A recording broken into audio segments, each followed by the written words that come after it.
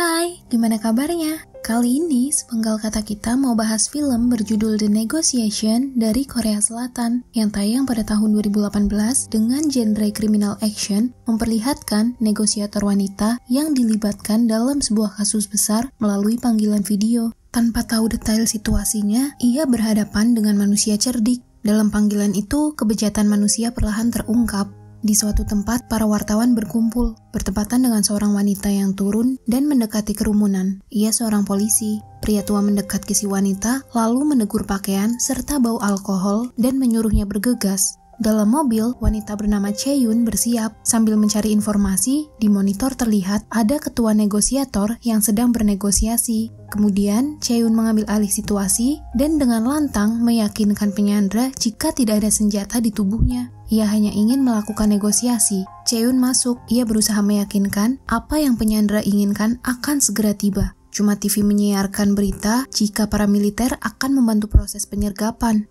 Chae-yoon mau Sandra dilepaskan terlebih dahulu. Ia akan mencegah para militer. Tapi di sisi lain, ketua negosiator malah menyuruh militer melakukan penyerangan. Peluru melayang, Sandra pria tak terselamatkan. Penyerangan berlanjut. Di tengah sadarnya, para militer masuk. Tembakan terdengar, Chae-yoon bangkit. Sadar jika Sandra wanita sekarat. Para medis tiba. Chae-yoon masih tak menyangka. Di Bangkok, Thailand, kehidupan berjalan normal. Sampai di sebuah pasar, seseorang berusaha menghindar. Dalam pelariannya menggunakan bajai, ia terus dikejar.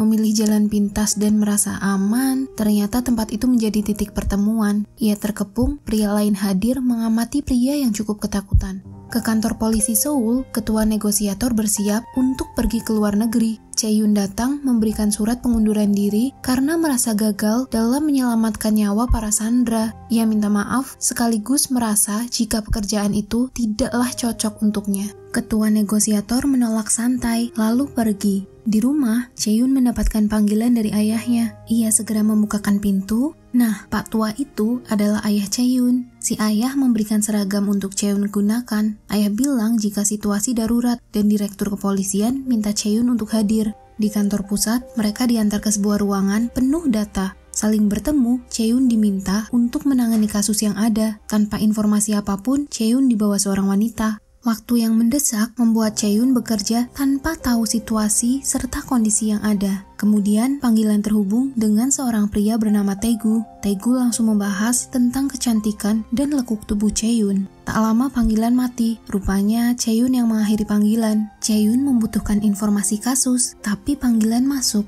Sempat terjadi keributan, panggilan kembali terhubung. Chae-yoon bilang akan menghubungi Taegu dalam beberapa menit lagi. Di luar ruangan, Chae-yoon mempertanyakan kasus. Direktur kepolisian jadi mintahan sebagai kepala kepolisian luar negeri mengambil alih panggilan sementara waktu.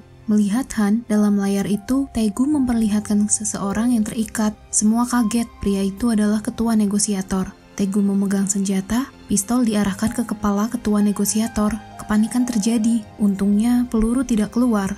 Chae-yoon mengambil alih panggilan, Taegu masih sibuk dengan pistolnya yang ternyata berfungsi. Sambil bilang meskipun sibuk, Chae-yoon tidak boleh menutup panggilan, itu nggak sopan, kata Taegu. Chae-yoon jadi minta maaf dan berjanji akan menuruti apapun yang Taegu inginkan. Taegu bahkan tak mempedulikan permintaan, ia hanya ingin kejujuran dalam negosiasi itu. Bahkan menegaskan kembali supaya tidak ada kebohongan dan hanya kejujuran yang akan diutarakan. Atau jika tidak, nyawa ketua negosiator melayang. Dalam negosiasi kali itu, Chae-yoon jadi memberitahu siapa saja yang ada di sana. Setelah itu, Taegu percaya, lalu memberi kamera ke arah ketua negosiator. Dirasa cukup, Taegu ingin makan, panggilan berakhir.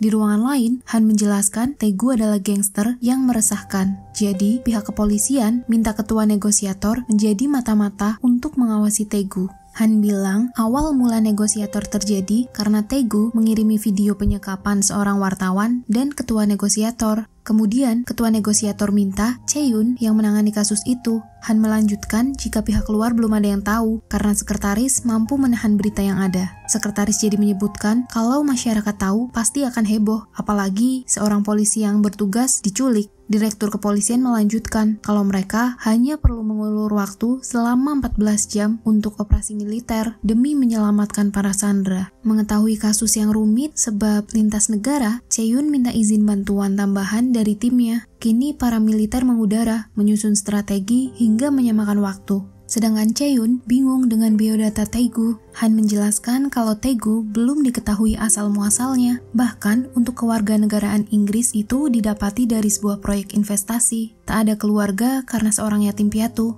Ayah Chae-yoon jadi menyimpulkan jika kasus itu bukanlah penyanderaan biasa, karena penyanderaan menginginkan uang, sedangkan Tae-gu seperti melampiaskan emosinya. Panggilan video dimulai, percakapan kembali berlanjut. Chae-yoon mengharapkan hasil negosiasi kali itu happy ending. Chae-yoon juga menanyakan keberadaan ketua negosiator. Kamera pun berpindah memperlihatkan ketua negosiator yang tak berdaya. Chae-yoon agak panik, perbuatan Tae-gu tak manusiawi, membuat Chae-yoon berteriak. Ia bilang akan mengakhiri negosiasi kali itu jika ada kekerasan. Tae-gu jadi minta dipertemukan dengan ketua Korean Daily. Mengetahui kondisi Seoul yang ramai, ia bahkan menyarankan penjemputan menggunakan helikopter. Singkatnya, ketua Korean Daily tiba. Semua orang menyambut. Sebelum itu, Chae-yoon minta ketua Korean Daily mengganti pakaiannya dan mempersiapkan segalanya. Panggilan video berlangsung. Dalam negosiasi kali itu, ketua Korean Daily yang gugup dibantu menjawab dan bertanya. Pertanyaan demi pertanyaan dari Tae-gu membuat ketua Korean Daily merasa terpojokkan. Pistol digenggamnya, Tae-gu menyuruh ketua Korean Daily berdiri dan mundur menjauh.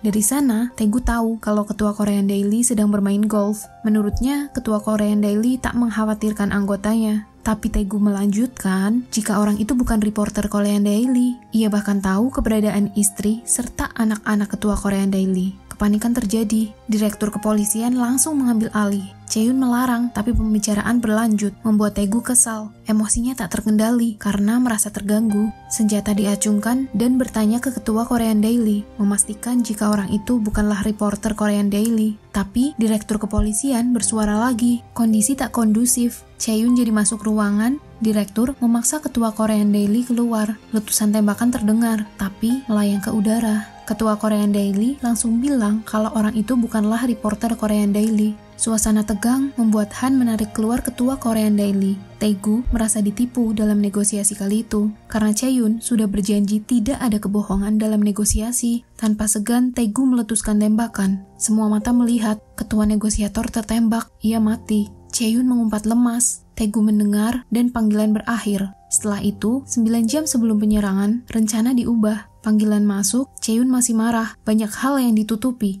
Direktur kepolisian langsung memutus Chae-yoon karena mereka sudah menyiapkan orang lain untuk melakukan negosiasi kali itu. Chae-yoon merasa tak adil, kematian seseorang bahkan tak berarti di mata direktur. Semua orang diusir pergi. Dalam mobil, Han menjelaskan jika orang yang disandra adalah anggota BIN yang menyamar sebagai reporter. Sebenarnya, Tae-gu menjualkan berbagai senjata secara ilegal. Chae-yoon kesal, Han tak memberitahukannya sejak awal. Han jadi bilang kematian kali itu bukanlah salah Chae-yoon, karena Tae-gu terlihat sudah memendam marah ke ketua negosiator. Ke mobil van, Chae-yoon datang, bilang jika semua belum berakhir. Mereka harus menyelamatkan sandera lainnya. Informasi kembali digali. Si ayah juga diminta menemui ketua Korean Daily untuk informasi lainnya. Di ruangan, negosiasi berlangsung bersama 2 anggota BIN. To the point, para anggota BIN minta temannya dilepaskan. Tapi Tae-gu bertanya keberadaan Chae-yoon. Dalam negosiasi itu, mereka ingin anggota BIN dilepaskan karena jika Tae-gu membunuhnya, maka seluruh orang Korea akan murka. Tae-gu masih santai dan hanya ingin berbicara dengan Chae-yoon. Negosiator dari BIN malah marah.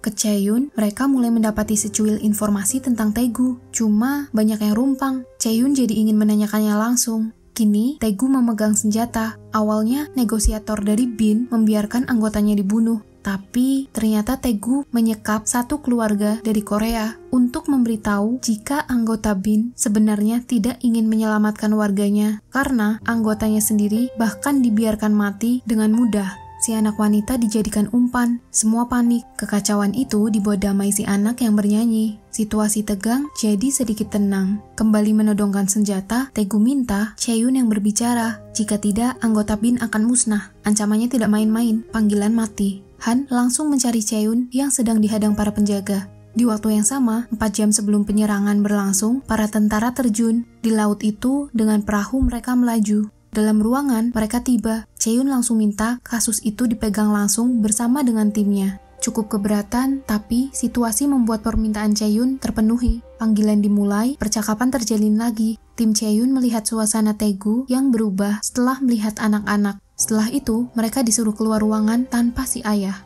Kemudian Chae-yun bersuara yang menurut Tae-gu membuang waktu. Chae-yun jadi bertanya mengenai alasan dirinya yang dicari Tae-gu dalam negosiasi kali itu. Tae-gu langsung minta Chae-yun mengundang CEO Nine Electric. Dari sana, Chae-yun bisa tahu alasannya. Setelahnya, Chae-yun mendapati informasi lagi. Katanya, Tae-gu seorang penyelundup yang mendirikan perusahaan senjata ilegal di Inggris. Cuma sebenarnya, ia hanyalah asisten dari pendirinya. Si pendiri ini mengambil keuntungan untuk diri sendiri. Chae-yun jadi menyimpulkan jika Tae-gu korban pengkhianatan. Pihak Bin langsung bilang jika yang utama dari kasus itu adalah menyelamatkan nyawa para sandera. Chae-yun jadi bertanya keberadaan CEO itu. Nah, jadi CEO perusahaan di Inggris dulu dipegang oleh ketua Yang, yaitu CEO Nine Electric saat ini.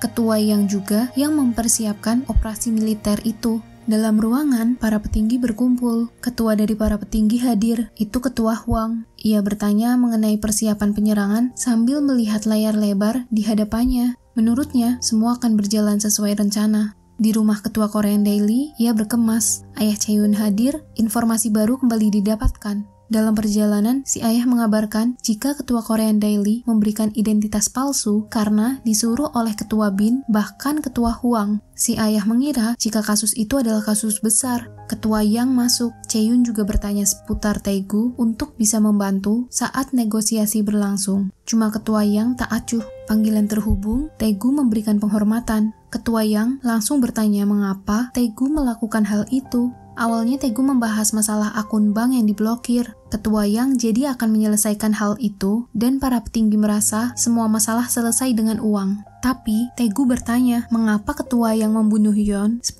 hari yang lalu. Ketua Yang seolah tak tahu. Chae-yun serta tim jadi berpikir. Ketua Yang tetap menyangkal. Tae-gu langsung bertanya Yeon ke Chae-yun karena negosiator kasus Yeon adalah Chae-yun. Chae-yun yang mengingat jadi lemas. Tim berusaha menguatkan melalui ear monitor. Setelahnya, Tae-gu bingung kenapa kasus ditutup. Meneruskan bertanya apakah Chae-yun sempat melihat lukisan yang ada di TKP. Chae-yun mengingatnya. Tae-gu melanjutkan jika polisi menemukan pemilik lukisan, maka kasus akan ditindaklanjuti. Chae-yun menjawab jika pemilik lukisan sudah mati. Tae-gu menjelaskan kalau pemilik lukisan masih hidup dan salah satu pemiliknya adalah Ketua Yang. Ketua Yang masih menyangkal. Lalu, Chae-yun bertanya mengapa Tae-gu mengira Ketua Yang membunuh Yeon. Tae-gu menjelaskan jika Yeon adalah orang yang mengelola dana gelap perusahaan mereka. Tae-gu mengenalkan Yeon ke Ketua Yang dan ada lemari rahasia berisi uang tunai bernilai 2 miliar untuk dana darurat mereka.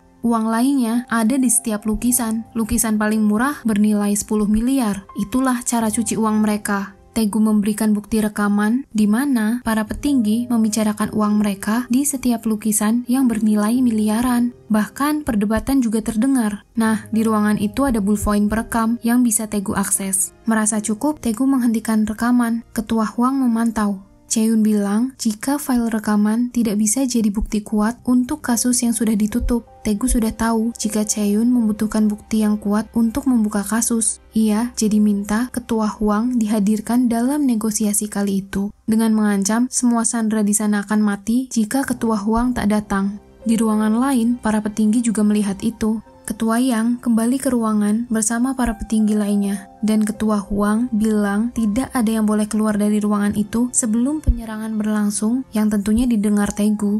Sedangkan Chae-yun masih mencari informasi mengenai Yeon, baik latar belakang keluarga, pendidikan, hingga akun banknya. Karena bagi Chae-yun, kasus Yeon berhubungan dengan kasus Tae-gu. Kemudian, sekretaris datang mengabarkan jika Ketua Hwang tidak bisa hadir. Ia minta Chae-yun mengulur waktu, lalu pergi. Chae-yun dan tim tak berkutik. Panggilan masuk dari si ayah. Berdasarkan riwayat panggilan, menurutnya ketua negosiator terhubung dengan kasus yang terjadi, diperkuat dengan lunasnya seluruh hutang dan biaya pengobatan istri ketua negosiator. Si ayah lanjut cari informasi. Wajah panik ketua negosiator terlintas. Direktur kepolisian muncul. Ia minta Chae-yun mengulur waktu sebelum penyerangan. Tak peduli bagaimana caranya. Ke Selat Malaka, para tentara bersiap, dipantau dari monitor di mana mereka bergerak. Kembali terhubung, Tae-gu bertanya keberadaan Ketua Hwang dan Ketua Yang. Chae-yun beralasan jika Ketua Hwang tidak bisa dihubungi, sedangkan Ketua Yang sedang diinterogasi oleh tim investigasi. Senjata kembali ditodongkan. Chae-yoon jadi bilang kalau Tae-gu ingin bertarung dengan cara membunuh tidak akan menang.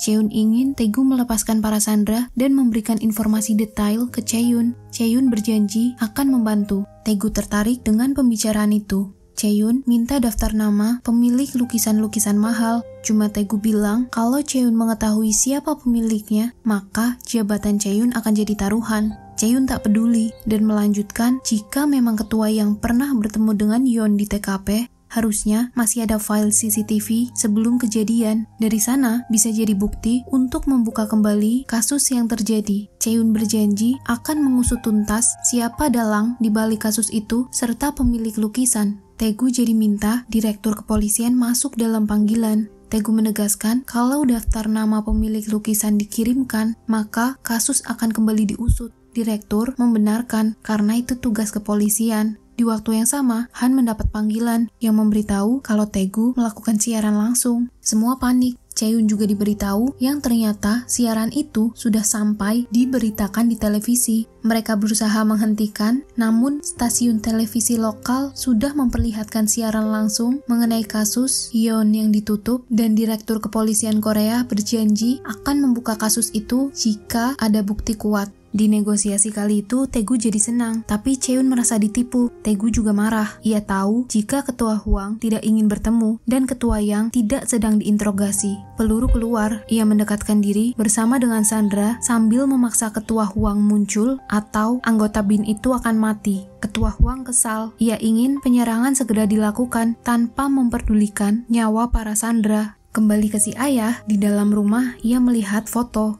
Di kantor, mereka memulai strategi pengepungan. Chae-yoon tentu menolak karena nyawa para sandera dalam bahaya. Perdebatan terjadi kembali. Sekretaris dan yang lain ingin penyerangan terjadi. Mereka diusir pergi, tapi Chae-yoon mengancam akan menemui langsung ketua Hwang dan menyambungkan panggilan pribadi ke Tae-gu. Di tempat lain, berdasarkan foto sebelumnya, si ayah jadi diperlihatkan sebuah album bertuliskan tahun 1993 yang memperlihatkan nama Yeon. Si ayah cukup terkejut. Ayah langsung menelpon, tapi panggilan dengan Tae-gu sedang berlangsung. Tae-gu bertanya keberadaan ketua Hwang, lalu menodongkan senjata. Chae-yoon langsung bilang jika Sandra hidup, maka hasil negosiasi akan terus berlanjut. Chae-yoon tahu jika para petinggi saling terhubung, begitupun dengan ketua negosiator yang sudah mati. Di waktu yang sama, informasi muncul mengenai Tae-gu dan Yeon yang merupakan kakak beradik, tim yang mengirimkan informasi dari ayah Chae-yoon. Waktu berjalan, penyerangan akan segera dilakukan dalam 20 menit ke depan.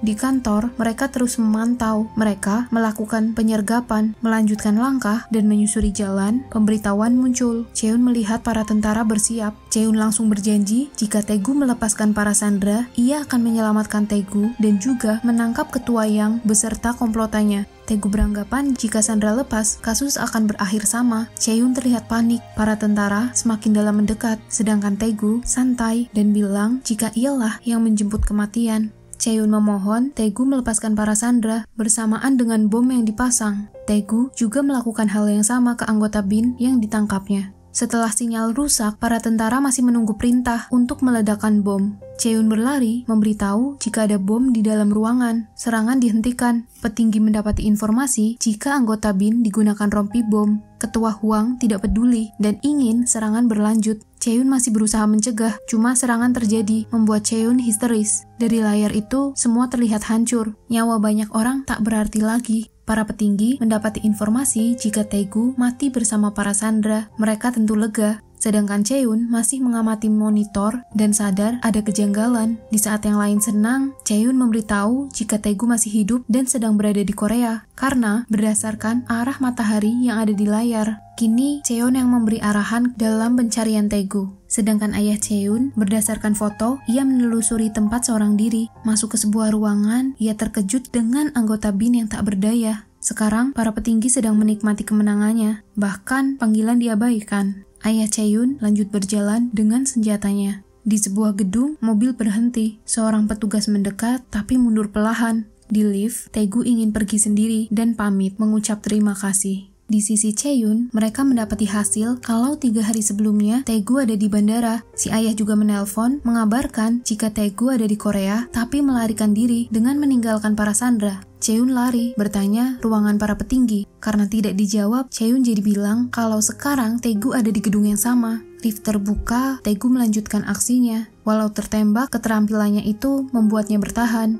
Pasukan khusus juga pergi bertugas. Taegu sudah tiba di ruangan para petinggi berada. Ketua Yang memulai pembicaraan. Taegu memperingati untuk tidak bicara atau memotong perkataannya. Ia juga mengeluarkan alat peledak, cuma Ketua Yang bersuara lagi. Taegu langsung menembaknya. Chaeyoon juga kini berusaha ke ruangan itu. Polisi dan pasukan khusus juga tiba. Mereka berpencar. Kini, Chaeyoon melihat kondisi yang berantakan. Dalam ruangan, walau selalu ada kambing hitam dalam kesuksesan, Taegu ingin tahu alasan Yeon dibunuh. Ketua Hwang minta maaf dan akan menuruti permintaan Taegu. Bom diaktifkan sambil bilang jika Ketua Hwang ingin tahu permintaan apa, maka Ketua Hwang harus bertanya langsung pada Yeon. Ketua Hwang tentu panik bersamaan dengan Chaeyoon yang muncul.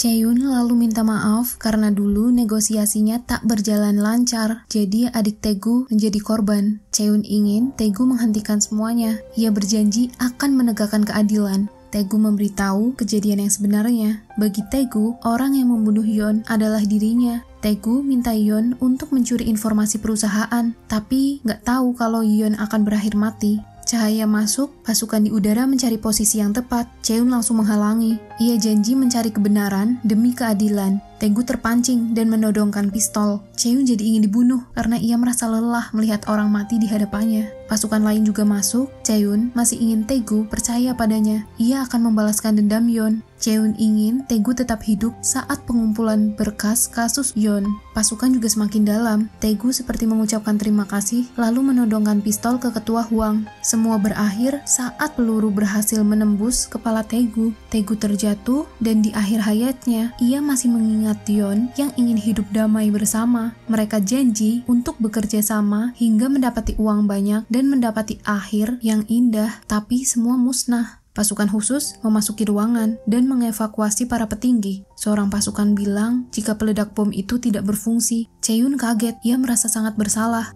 Di luar, para wartawan berkerumun mendekati para petinggi. Chaeyoon juga mendekat, mengetuk kaca. Ia langsung memperkenalkan diri sebagai negosiator kepolisian Seoul. Ketua Hwang tahu dan berterima kasih atas kerja kerasnya. Tapi Chaeyoon melanjutkan jika ia akan menangkap Ketua Hwang beserta yang lain atas dasar pembunuhan Yeon, perdagangan senjata ilegal, korupsi pasukan militer, tuduhan penyuapan, serta pengkhianatan. Dengan amarahnya, Chaeyoon bersuara. Ketua Hwang geram. Mereka menjauhi keramaian. Para wartawan masih mengerumuni Chaeyoon malam itu. Di hari lainnya, Chaeyoon bersama si ayah di kediaman Yeon dan Taegu. Para wartawan memenuhi tempat. Para petinggi hadir di persidangan, di mana Chaeyoon menjadi saksi atas kasus Yeon dan Taegu. Barang bukti diserahkan yang merupakan informasi kejahatan dari para petinggi. Kasus kembali dibuka.